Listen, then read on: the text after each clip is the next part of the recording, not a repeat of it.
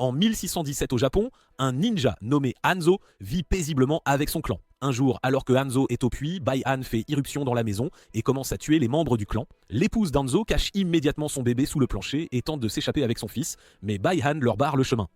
Il refuse de lui dire où se trouve Hanzo, alors Bai-Han utilise son pouvoir pour faire apparaître une pique de glace dans sa main. À ce moment-là, Hanzo entend sa femme crier et se met à courir pour revenir. Malheureusement, il arrive trop tard. Sa femme et son fils sont morts, recouverts de glace. Puis des ennemis surgissent des buissons, alors Hanzo dégaine son épée pour les combattre, faisant preuve d'une grande habileté en les tuant facilement un par un. Bientôt, d'autres assassins sortent de leur cachette, alors Hanzo attache un kunai à une corde et le lance pour continuer à tuer ses ennemis sans pitié. Ensuite, Hanzo trouve Bai-Han et lui lance le kunai qui lacère le visage de Bai-Han. Un combat s'ensuit et après avoir échangé quelques coups, Bai-Han poignarde Hanzo à l'estomac avec sa propre arme. Hanzo lui donne un coup de tête pour se libérer, mais Bai-Han l'attrape par le cou et le recouvre de glace. Se déplaçant rapidement, Hanzo lui lacère l'estomac et le combat continue. Bai-Han fracasse la tête d'Hanzo contre un rocher, pourtant il continue d'avancer, se battant jusqu'à être projeté contre un arbre. Puis Bai-Han le poignarde à l'épaule avec le kunai et Hanzo perd connaissance. Après le départ de Bai-Han, Hanzo se réveille en entendant un bébé pleurer.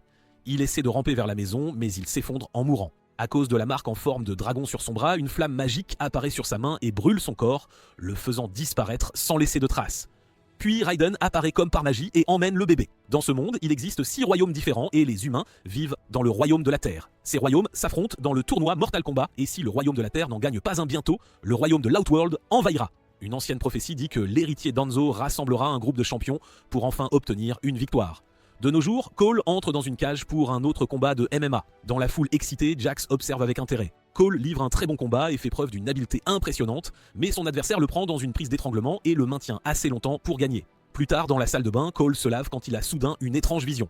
Il met ça sur le compte de ses blessures et part chercher sa fille Emily. À ce moment-là, ils sont approchés par Jax, qui a remarqué que Cole a une marque de dragon sur la poitrine. Cole lui dit que c'est juste une drôle de tache de naissance. Pendant ce temps, dans l'Outworld, Bai-Han est devenu Sub-Zero. Son maître Shang Tsung s'inquiète de la prophétie et ordonne à Sub-Zero d'aller dans le royaume de la Terre et de tuer ses champions avant le tournoi. Le soir, Cole sort dîner avec Emily et sa femme Allison pendant que Jax les observe de loin. Soudain, il commence à neiger en plein été. Les tables et les fenêtres commencent à geler alors que Sub-Zero apparaît au milieu de la rue. Il contrôle la glace pour attaquer les gens du quartier, les faisant paniquer et se cacher. Alors que Sub-Zero continue de lancer de la glace, Jax prend la famille dans sa voiture et s'en va. Pendant le trajet, Jax montre à Cole qu'il a la même marque sur son corps et lui explique que ce n'est pas une tache de naissance. Cela signifie qu'il a été choisi pour combattre en tant que champion. Quand la voiture tourne au coin de la rue, il trouve Sub-Zero en train de geler le sol. Jax se précipite pour prendre de son arme dans le coffre et dit à Cole de partir avec sa famille, lui donnant une adresse pour trouver quelqu'un appelé Sonia. Quand Sub-Zero se cache à l'intérieur d'un bâtiment, Jax le poursuit et trouve de la glace recouvrant tous les murs et les escaliers. À l'étage supérieur, Sub-Zero surprend Jax par derrière et l'attaque. Jax essaie d'ouvrir le feu, mais Sub-Zero gèle l'arme et la détruit. Les hommes continuent de se battre au corps à corps et Jax est capable de tenir assez bien, mais ses attaques ne peuvent pas faire beaucoup de dégâts à cause de l'armure. Après avoir projeté Jax contre une fenêtre, Sub-Zero l'attrape par les bras et les gèle jusqu'à ce qu'ils explosent. Puis il jette Jax dans un trou, le croyant mort. Dans l'Outworld, Melina informe Shang Tsung que Sub-Zero a tué un champion, mais que l'autre s'est échappé. Shang Tsung lui dit d'envoyer plus d'assassins, révélant qu'il a gagné les 9 derniers tournois en trichant de cette manière. Pendant ce temps, Cole laisse sa famille à la maison, avant d'aller à l'adresse que Jax lui a donnée. Quand il entre dans la casse, il est attaqué par Sonia, qui le maîtrise rapidement. Il mentionne Jax et elle lui demande de montrer sa marque pour prouver son histoire. Ils entrent dans la maison et Jax voit des photos qui révèlent que Sonia et Jax sont des forces spéciales. Elle lui montre une pièce pleine de recherches et partage qu'elle a vu la marque du dragon pour la première fois il y a 7 ans au Brésil. Leur cible avait des capacités spéciales et quand Jax l'a vaincu, la marque s'est transférée à son corps. Ces recherches indiquent qu'il existe une sorte de tournoi légendaire secret et que la marque du dragon choisit les champions qui combattront pour la Terre. Ils ont besoin d'autant de combattants que possible car la plupart des champions de la Terre ont été tués. Quand Cole regarde une photo d'Hanzo, il revoit l'étrange vision. À ce moment-là, quelqu'un parle depuis l'ombre, alors Cole allume les lumières pour découvrir que Sonia a un prisonnier nommé Kano. C'est un mercenaire qui a reçu la marque après avoir été engagé pour tuer l'un des champions. Kano ne cesse de faire des commentaires déplacés sur Sonia, alors elle le frappe pour le faire taire. Soudain, le courant est coupé et Sonia découvre un trou dans le plafond causé par de l'acide. Puis quelque chose d'invisible commence à se déplacer dans la pièce, faisant tomber quelques objets avant d'attaquer Cole. Quand la créature invisible fait tomber Kano à son tour, Sonia ouvre le feu et la force à se révéler. Alors que Reptile lâche Kano, il lui lacère le visage avec ses griffes. Sonia n'a plus de balles et commence à lancer des couteaux. Les 2 premiers touchent Reptile, mais comme il s'enfuit, le dernier atterrit sur la jambe de Kano. Reptile redevient invisible et se cache dans le plafond où il crache de l'acide sur une poutre. Puis il attaque Sonya et Cole, qui ne peuvent pas se défendre car ils ne le voient pas et The Wild ne le voit pas. Kano remarque que l'acide corrode la poutre métallique, alors il met ses menottes dessous pour les briser et se libérer. Puis il rejoint le combat avec un couteau de sa jambe et une fusée éclairante qu'il allume avant de la planter dans le corps de Reptile. La créature court dans la pièce et déclenche accidentellement un incendie avant de devenir visible. Les trois humains continuent de la combattre et Reptile utilise sa langue pour capturer Kano. Cole lance un couteau à Sonya alors qu'elle saute et elle parvient à poignarder Reptile à la poitrine, seulement pour être repoussée. Reptile lâche Kano au passage, alors il empale le monstre de sa main nue pour lui arracher le cœur. Ensuite, Sonya est frustrée car toutes ses recherches sont brûlées. Kano révèle qu'il connaît l'emplacement du temple où les champions s'entraînent avant le tournoi mais refuse de le partager. Sonya le convainc de les y emmener en lui promettant de le payer 3000 $, mais elle avoue à Cole en privé qu'elle n'a pas l'argent. Le lendemain, un ami de Kano les emmène en avion au temple. Pendant le voyage, Cole continue de rêver à ses étranges visions. Quand ils atteignent le désert, ils sautent de l'avion en utilisant des parachutes. Maintenant, ils doivent marcher le reste du chemin. Kano continue de se comporter comme un crétin et accuse Sonya d'être jalouse parce qu'il a une marque mais pas elle. Une dispute dégénère en véritable combat et Sonya prouve qu'elle n'a pas besoin de la marque pour le maîtriser en quelques secondes seulement. Kano veut qu'elle en finisse mais Sonya refuse de le tuer. Après beaucoup de marches, le groupe rencontre Liu Kang qui lance une attaque de feu sur Kano quand il l'insulte. Liu Kang se présente comme l'un des champions et accepte de les emmener au temple. Le groupe marche encore quelques kilomètres et trouve des tunnels cachés dans les montagnes. Liu Kang explique que c'était autrefois un temple sacré, tout en utilisant son pouvoir pour ouvrir une porte secrète. Dans la pièce suivante, il trouve des peintures d'anciens tournois décorant les murs, ce qui rappelle à Cole ses visions. Kano essaie de voler certaines décorations, mais Liu Kang le force à les remettre. Sonya voit des moines entrer dans une pièce à l'arrière et les suit pour trouver un Jax inconscient. Liu Kang explique que la glace a cautérisé ses blessures et que les moines pourront le guérir, mais cela prendra du temps. Puis Liu Kang présente le trio à Lord Raiden qui pense qu'ils ne sont pas en état de combattre. Quand Kano se plaint, Raiden le frappe avec la foudre. Il explique que l'Outworld a gagné 9 fois de suite et qu'une victoire de plus leur accordera le contrôle de la Terre pour toujours. Pendant ce temps, un vent froid soudain éteint le feu de Liu Kang et il découvre que Sub-Zero est entré dans le temple. Il lance immédiatement une boule de feu mais Sub-Zero l'esquive et riposte avec une attaque de glace qui projette Liu Kang en arrière. Quand Sub-Zero est sur le point de poignarder Liu Kang avec une lance de glace, un chapeau métallique le projette soudainement contre le mur. C'est l'arme de Kung Lao qui est venue aider son ami. Shang Tsung et Malina apparaissent également pour aider Sub-Zero, cependant Raiden se téléporte devant eux pour les bloquer avec ses pouvoirs de foudre. Cela crée un champ d'énergie qui force les ennemis à partir. Ensuite, Cole et Kano sont emmenés dans une arène où ils peuvent éveiller leur pouvoir, mais Sonya n'est pas autorisée à les rejoindre car elle n'a pas de marque. Elle va voir Jax qui se réveille enfin et découvre qu'on lui a donné des bras mécaniques. Dans l'arène, Cole s'entraîne contre Kung Lao et le surprend en tenant plutôt bien face à lui. Kung Lao enlève ensuite son chapeau pour l'utiliser comme arme et en quelques mouvements seulement, il met Cole à terre. Ensuite, Kano affronte Liu Kang et est vaincu en quelques secondes. Pendant que Liu Kang soigne les blessures de Cole avec des points de suture et du feu, il lui raconte comment il a été trouvé par Raiden et a découvert sa puissance de feu. Il conseille à Cole de comprendre ce qui le pousse à se battre. Le reste de la journée, Cole continue de s'entraîner et de se faire vaincre encore et encore. Jax s'entraîne aussi avec ses nouveaux bras mais les trouve faibles. Pendant le dîner, Kano ne cesse d'insulter tout le monde, ce qui fait perdre patience à Kung Lao et Liu Kang. Il lui reproche d'être trop agressif pour un combattant aussi inutile. Kano se lance furieusement dans une tirade et son œil commence à briller. Soudain, il tire un laser que Kung Lao dévie avec son chapeau pour qu'il frappe le mur au lieu d'une personne. Il semble que le pouvoir de Kano soit un œil laser. Le lendemain, Cole s'entraîne contre Kano qui est heureux de le tabasser à plusieurs reprises. Liu Kang fait subir cela à Cole encore et encore, espérant que la douleur éveillera son pouvoir. Malheureusement, rien ne se passe. Plus tard, Cole interroge Raiden sur sa marque car il l'a depuis sa naissance et non pour avoir vaincu quelqu'un. Raiden réalise que Cole est le descendant d'Hanzo et explique ce que Sub-Zero a fait au clan. Quand Hanzo est mort, il est descendu dans le royaume des enfers où il cherche sans fin à se venger. Sa lignée a perduré lorsque Raiden a sauvé et élevé la fille d'Hanzo. Raiden pense que Cole n'est pas assez fort pour cela et ouvre un portail pour le renvoyer auprès de sa famille. Pendant ce temps, Shang Tsung rassemble plus de combattants et leur ordonne de trouver un moyen de briser la barrière de Raiden. Kabal a combattu Kano par le passé et lui en veut, alors il élabore un plan. Quelques instants plus tard, Kabal apparaît à l'extérieur de la barrière et nargue Kano avec des insultes, mais il lui offre aussi beaucoup d'argent pour changer de camp. Puis Kano utilise son laser sur l'appareil qui alimente le bouclier énergétique.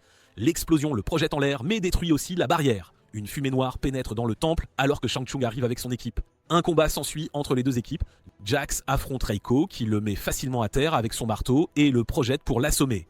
Sonya combat Melina et tient plutôt bien au début. Cependant, Melina est beaucoup plus forte et la maîtrise rapidement en la poignardant plusieurs fois.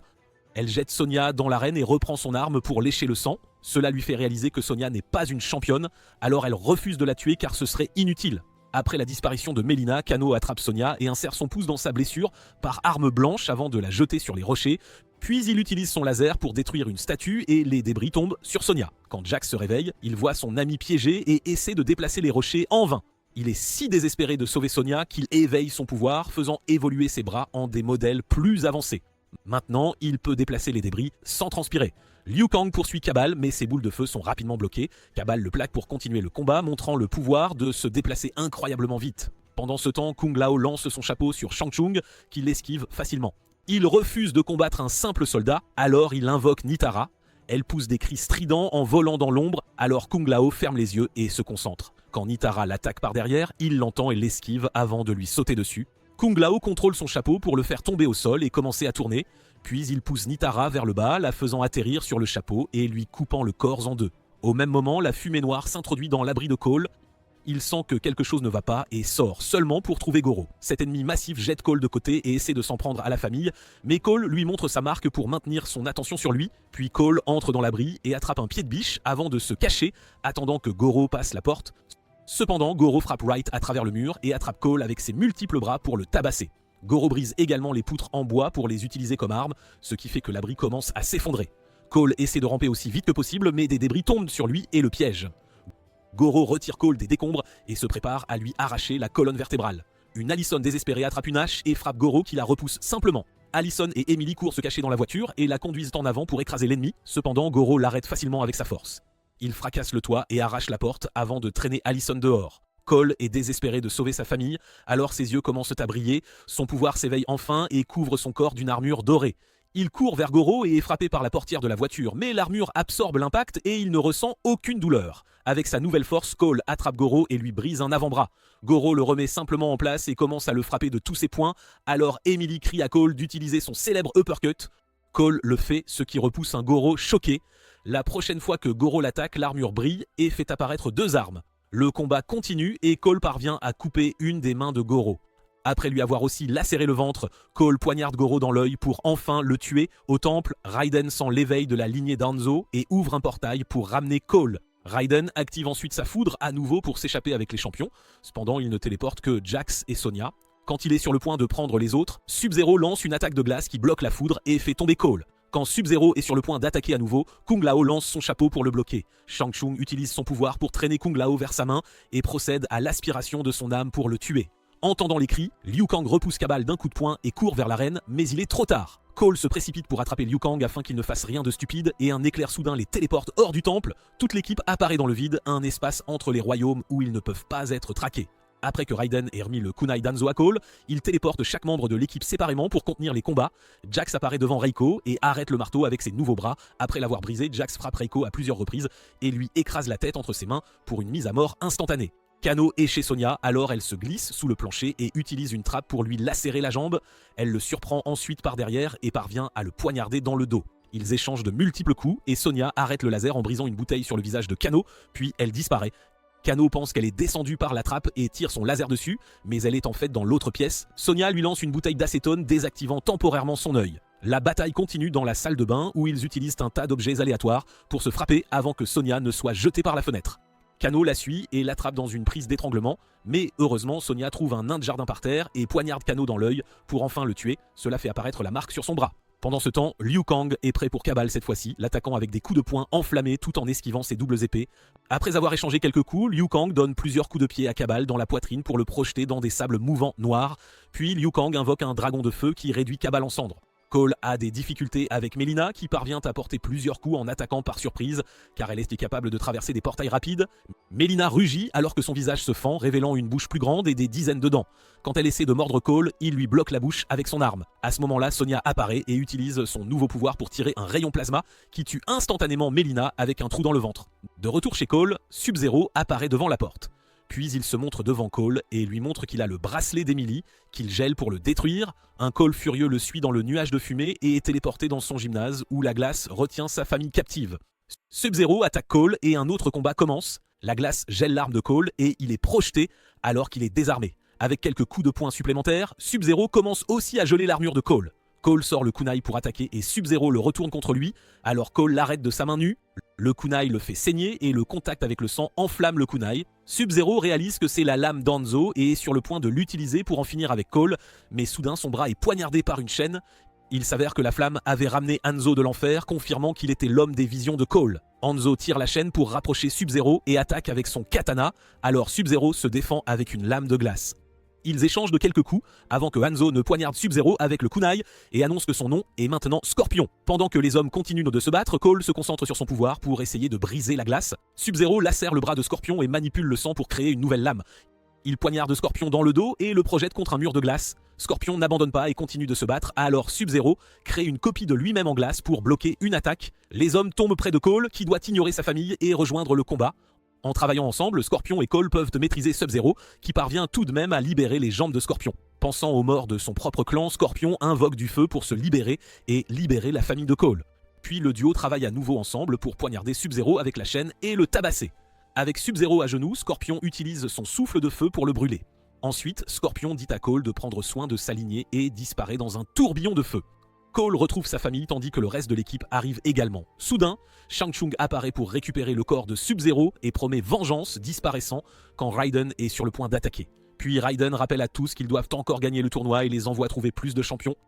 Assurez-vous de vous abonner et d'activer les notifications pour pouvoir regarder plus de vidéos comme celle-ci. Merci d'avoir regardé.